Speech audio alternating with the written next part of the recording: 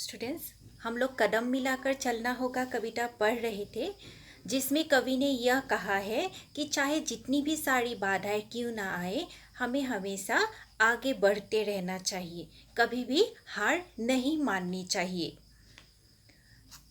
सम्मुख फैला अगर ध्येय पथ, प्रगति चिरंतन कैसा इति अब, सुस्मित हर्षित कैसा श्रम स्लथ, असफल सफल समान मनोरथ, सब कुछ देकर कुछ न मांगते, पावस बनकर ढलना होगा, कदम मिलाकर चलना होगा।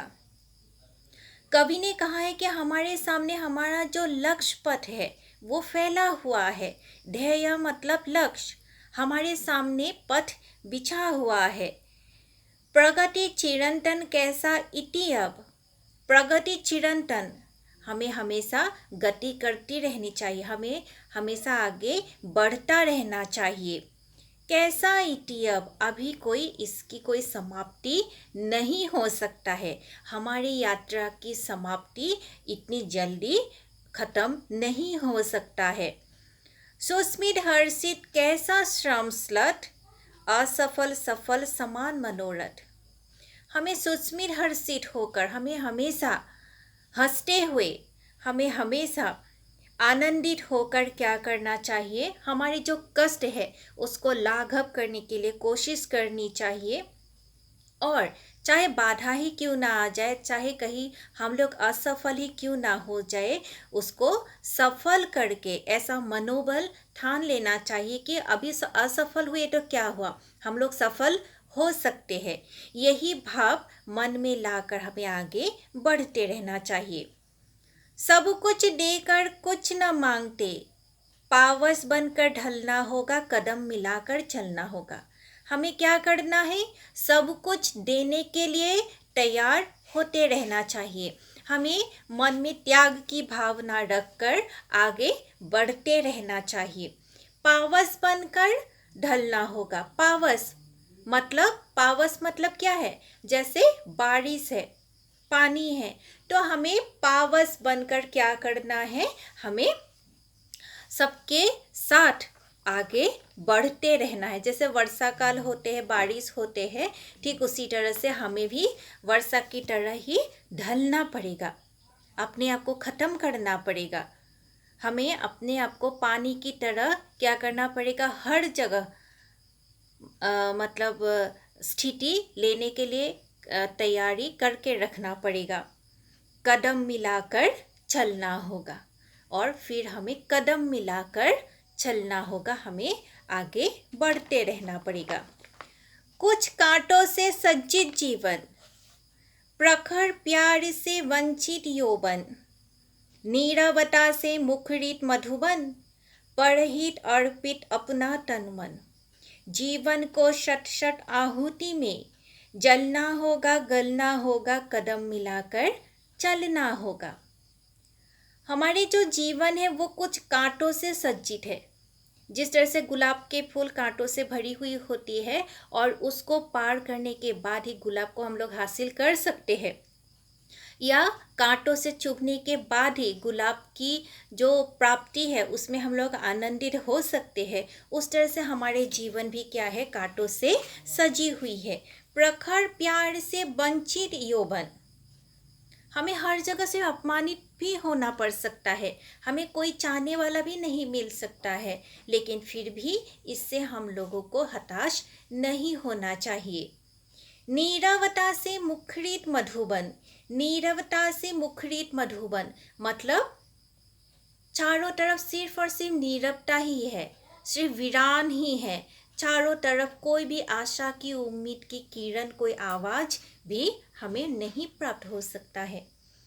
परहित अर्पित अपना तन मन, परहित दूसरों के हित साधन के लिए क्या करना पड़ेगा, अपना तन मन भी न्योछावर करते रहना पड़ेगा। असल में कवि ने व्यक्ति से बढ़कर यहाँ समाज को ऊंचा स्थान दिया है। कवि का कहना है कि हमारी मृत्यु तभी सफल हो सकती है जब हम अपना पूरा जीवन दूसरों के हित के लिए ही, देश की उन्नति के लिए ही कुर्बान कर दे। नहीं तो वो मृत्यु किसी काम की नहीं है। हम लोग मरकर भी अमर बन सकते हैं परहित के लिए, लेकिन अगर सिर्फ स्वार्थ के लिए हम लोग जिए तो वो जीना भी मृत्यु के बराबर है। जीवन को शत शत आहुति में जलना होगा, गलना होगा। आहुति मतलब बलिदान। हर वक्त, हर समय हमें बलिदान देना पड़ेगा। जलना भी होगा, गलना भी होगा। हमें अपनी लक्ष्य स्थान की प्राप्ति के लिए हमें ज़रूरत पड़े तो जलना भी होगा, गलना भी होगा। मतलब हमें इतनी कठिन परिश्रम करना पड़ सकता है, लेकिन फिर भी हमें हार नहीं माननी है और आगे बढ़ते ही रहना है। कदम मिलाकर चलना होगा। अनेक प्रकार के हमें कष्टों का झेलना पड़ सकता है। हमें विभिन्न बाधाएं आ सकती है। हमारे सामने पूरे जो समाज है, हमारे विपक्ष भी खड़े हो सकते हैं। कोई आवाज़, प्यार भरी एक आवाज़ भी हमें नहीं दे सकते हैं। आपको ऐसा भी महसूस हो सकता है कि मेरा ये जो जीवन है वो बेकार है, मेरा तो कोई भी नहीं है, मैं बिल्कुल अकेला हूँ। ऐसा भी अनुभव हो सकता है। लेकिन वही सोचकर अगर हम लोग रुक जाएंगे तो क्या हो सकता है, हम हार जाएंगे।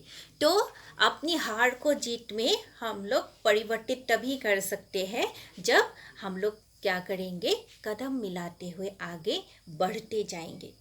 नहीं तो आप बहुत पीछे छूट जाओगे और आपके जो दोस्त हैं, आपके जो साथी हैं, वो बहुत ही आगे निकल जाएंगे। तब जब हताशा आएंगे तो उसकी हम लोग पूर्ति नहीं कर सकते। हम लोगों के पास इतने समय नहीं है। इसलिए समय रहते ही अपने मन में जोश, उमंग, त्याग की भावना, प्यार, ये सब कुछ साथ में लेकर साहसता से हमें क्या करना चाहिए, आगे बढ़ते रहना चाहिए। ऐसे लोगों को कभी भी क्या हो सकता है, कोई भी हार उसको छू ही नहीं सकते हैं। ऐसे लोग ही संसार में अमर होते हैं। ऐसे लोगों को ही संसार में पूजा जाता है। तो ये जो कविता है, कदम मिलाकर चलना होगा, इसकी पूरी जो मनोभाव है, इसकी पूरी जो भाव है यही है कि जीवन की अनेक परिस्थिति में हम लोगों को अनेक सारी बाधाओं का सामना करना पड़ सकता है, लेकिन हमें हार ना मानकर आगे बढ़ते रहना चाहिए। इसमें कुछ प्रश्नावली भी है, तो आइए हम लोग इसको भी देख लेते हैं। सही विकल्प का चयन कीजिए। बाधा, कवि ने किनके आने की परवाह नहीं की है, बाधाओं के, पीड़ाओं के, तूफान के या वर्षा के। तो कवि ने बाधाओं के आने की परवाह नहीं की है। कवि ने हमें कैसे चलने का आह्वान किया है? कवि ने हमें हाथ मिलाकर, कदम मिलाकर, कतार बनाकर, समूह बनाकर, तो कदम मिलाकर चलने का आह्वान किया है। कवि के अनुसार जीत कैसी होती है? कवि के अनुसार जीत क्षणिक होती है। मानव जीवन किससे सज्जित है? मानव जीवन कांटों से सज्जित है। जीवन के लक्ष्य से क्या अपेक्षा की जाती है? जीवन के लक्ष्य से हमें हमेशा प्रगति की अपेक्षा की जाती है। निम्नलिखित प्रश्नों के संक्षिप्त उत्तर दीजिए। कवि ने किस प्रकार की विपत्तियों में हंसते हंसते आगे बढ़ने की बात कही है? तो कवि ने किस प्रकार की विपत्ति हमारे सामने आ सकते हैं? हमारे सामने आंधी तूफान आ सकते हैं, कांटों से बिछी गई रास्ते हमारे सामने आ सकते हैं, बहुत सारे बाधाएं उत्पन्न हो सकते हैं, लेकिन फिर भी हमें अपने लक्ष्य तक पहुंचने से रुकना नहीं चाहिए, बल्कि आगे बढ़ते रहना चाहिए। उन्नत मस्तक रखने के लिए हमें किन परिस्थितियों से गुजरना पड़ता है? कविता के आधार पर उत्तर दीजिए। उन्नत मस्तक रखने के लिए हमें बहुत सारी परिस्थितियों से गुजरना पड़ सकता है, जैसे आंधी तूफान, फिर हंसी खुशी, फिर त्याग से, बलिदान से कभी कभी हम लोगों को सम्मान भी मिल सकते हैं, कभी भी हम लोगों को अपमान भी मिल सकते हैं। कहीं बहुत ज़्यादा प्यार मिल सकते हैं, बहुत ज़्यादा, लेकिन कहीं धुतकार भी मिल सकते हैं, अपमान भी मिल सकते हैं। कष्ट और पीड़ा की तो हाँ, मतलब वो साथ ही है, हमेशा साथ में रहते ही है। तो चाहे मतलब बहुत ज़्यादा इस तरह के परिस्थिति आ सकते हैं जिसका सामना हमें करना पड़ सकता है, और इससे सामना करने से ही हमें क्या हो सकता है, सफलता हासिल हो सकती है। कवि ने मनुष्य के दिल में अरमानों को संजोए रखने की बात क्यों की है? कवि ने मनुष्य के दिल में अरमानों को संजोए रखने की बात इसलिए क्यों है, क्योंकि अगर हमें अरमान होगी, इच्छा होगी, चाहत होगी, तभी तो हम लोग आगे बढ़ने के लिए कोशिश करेंगे। बिना कुछ लक्ष्य के हम लोगों को इतनी शक्ति, इतनी हौसला नहीं मिल सकती है कि हम सारी बाधाओं को तोड़कर आगे बढ़ सके। इसीलिए कवि ने कहा है कि हमें क्या करना चाहिए, जितना भी चाहे क्यों ना परेशानी हो जाए, अरमानों को संजो कर रखना चाहिए। तभी हम लोग क्या कर सकते हैं, बिना घबराए, बिना डरे, बिना हार माने हम लोग आगे बढ़ते रहेंगे। कवि ने परहित अर्पित अपना तन मन क्यों कहा है? अपना विचार प्रकट कीजिए।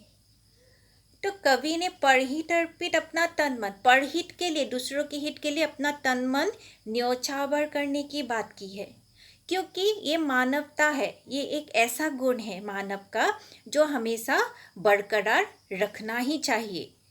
परहित, दूसरों की हित साधन के लिए अगर चाहे अपनी जान ही क्यों ना देनी पड़े, तो उससे ही समाज के लोग क्या करते हैं, समाज उसको अपनाते हैं, ऐसे लोगों की तारीफ करते हैं, ऐसे लोगों की मिसाल दी जाती है। ऐसे जीवन किसी काम के नहीं है, सिर्फ अपने लिए ही जीते हैं। कभी दूसरों के कोई भी हित साधन के लिए कोशिश भी ना की गई हो, ऐसे मनुष्य हजार जन्म लेते हैं और हजार मर जाते हैं। लेकिन उनमें से जो लोग अपने साथ साथ दूसरों की भी हित साधन करके चले जाते, समाज की उन्नति के लिए काम करते हैं, वो लोग मरकर भी अमर बनते हैं। और इसलिए कवि ने कहा है कि परहित के लिए ही अपना तन मन हमेशा क्या करना चाहिए, अर्पित करके रखना चाहिए। जीवन को शत शत आहुति में जलना होगा, इसका आशय क्या है? शत शत आहुति में शत शत, शतक मतलब बार बार अपने आप को बलिदान देना पड़ेगा। सत्य के खातिर, दूसरों के हित के खातिर, अपने लक्ष्य तक पहुंचने के खातिर हमें बार बार इस तरह के बलिदान देना पड़ेगा। कवि ने यही कहा है कि प्रत्येक व्यक्ति को अपने सामर्थ्य के अनुसार ये बलिदान देने के लिए तैयार मतलब होके रहना चाहिए, तैयारी करके रखना चाहिए। तभी क्या हो सकते हैं, हमारे जीवन की कुछ मूल्य हमें प्राप्त हो सकते हैं। कदम मिलाकर चलना होगा, कविता का केंद्रीय भाव लिखिए। कदम मिलाकर चलना होगा, कविता का केंद्रीय भाव यही है कि हमें बहुत सारी बाधाएं आ सकते हैं, बहुत सारे परेशानियों का सामना करना पड़ सकता है, बहुत सारे परिश्रम करना पड़ सकता है, लेकिन हमें इसके साथ मुकाबला करते रहना चाहिए, हमें आगे बढ़ते रहना चाहिए। हमें बहुत ज़्यादा जीवन में दुख मिल सकते हैं, कष्ट मिल सकते हैं, तकलीफ हो सकते हैं, हताशा, निराशा, सब कुछ एक साथ हमें घेर सकते हैं, साथ में अपमान भी हमें मिल सकते हैं। लेकिन फिर भी अगर उससे घबरा कर हम लोग हार मान जाए, तो ऐसी जिंदगी किसी काम की नहीं है। आपकी पूरी जीवन ही जैसे क्या हो जाएगा, बेकार हो जाएंगे।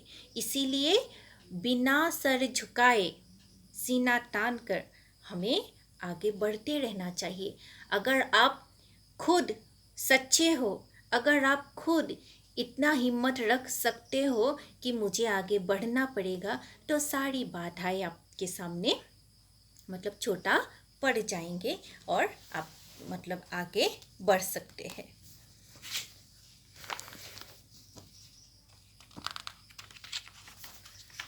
इसके बाद है हम लोगों के कुछ भाषा एवं व्याकरण। देख लीजिए यह भी। निम्नलिखित शब्दों के बहुवचन रूप लिखिए। निम्नलिखित शब्दों के बहुवचन रूप। बाधा, इसका बहुवचन रूप क्या होगा?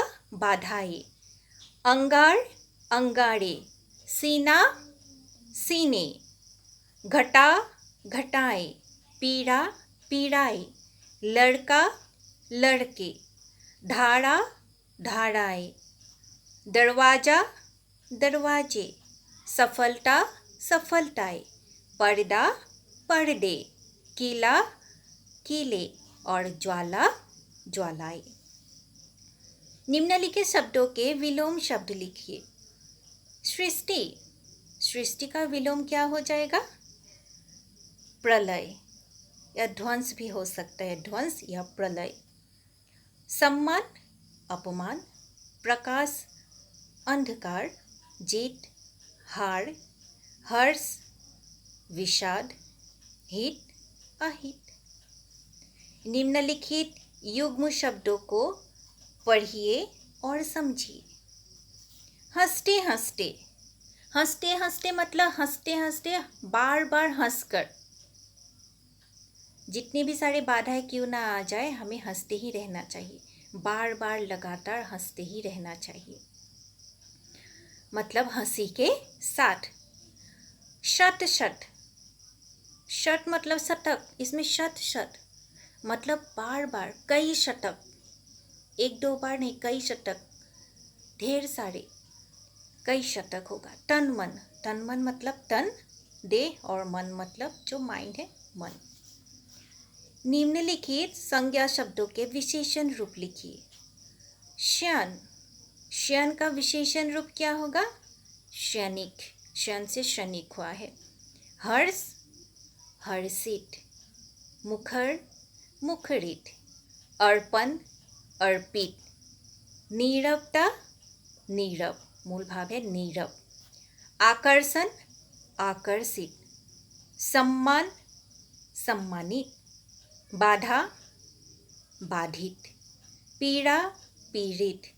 वंचना, वंचित। घृणा, घृणित।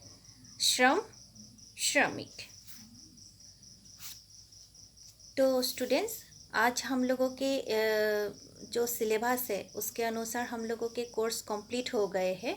कदम मिलाकर चलना होगा, ये हम लोगों की अंतिम कविता थी। तो उम्मीद करती हूँ कि जितनी सारी कविता है हम लोगों ने पढ़ा है वो आप लोगों के समझ में आ गए होंगे। फिर भी अगर किसी भी कविता में आप लोगों को कुछ परेशानी हो रही है तो आप लोग मुझे पर्सनली कांटेक्ट कर सकते हैं, मेरे साथ बात कीजिए। और साथ में जितने सारे कविता के प्रश्न हैं उसका प्रश्नोत्तर आप लोग कीजिए और हमें भेजिए। मैं ज़रूरत पड़ने से आप लोग हमें भेजिए, मैं उसको देखकर फिर से आप लोगों को वापस कर दूँगी। व्हाट्सएप के थ्रू भी आप लोग भेज सकते हैं। तो उम्मीद करती हूँ कविता समझ में आ गए होंगे और इस तरह से हम लोग पढ़ाई जारी रखेंगे। धन्यवाद।